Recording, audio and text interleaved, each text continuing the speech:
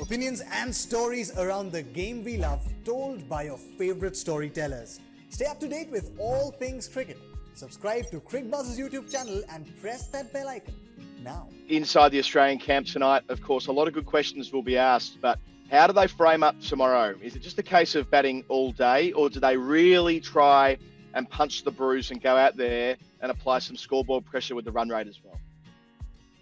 No, I don't think they'll be thinking too far ahead at this stage. They'll be wanting to bat as long as they possibly can, I think, in the first innings. But first and foremost, they need to pay attention to the first hour. It will not be easy. There'll still be plenty of movement there. I know England, they're skillful bowlers. They'll be looking to take some early wickets.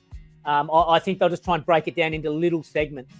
Okay, let's win the first half an hour. Let's try and get through unscathed. Let's get through to drinks. Then, you work your way to lunch. I think that first session is going to be crucial for both teams. Australia will be looking to get through to lunch with as few wickets down as possible.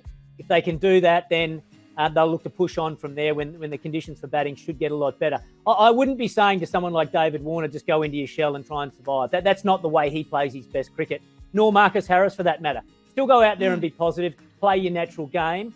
But I'd be surprised if they didn't try and let a lot of balls go early, particularly in that first half an hour.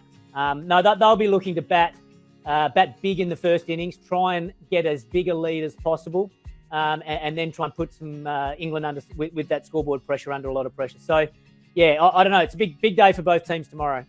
Yes, sometimes batsmen can get the reputation as being nickers, and I suppose Marcus Harris and Travis Head have had that tag of sorts in their previous entries into the Australian team. But they've both been backed in heavily by the captain, Patrick Cummins, and the chief selector, George Bailey. It's a massive day for those two left-handers, isn't it? Trying to make a spot their own.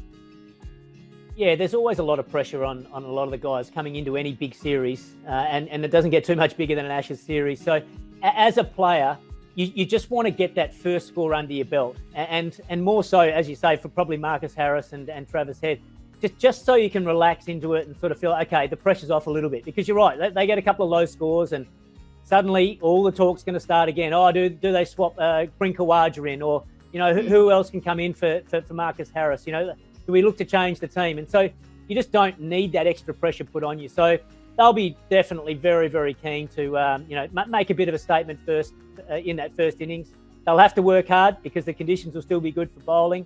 But they're good players. They've been in good touch. They've improved. And it is a nice feeling to know that you have got the backing of the selectors. So even if they did miss out tomorrow, I'm sure they'll still back them in for at least the first couple of test matches.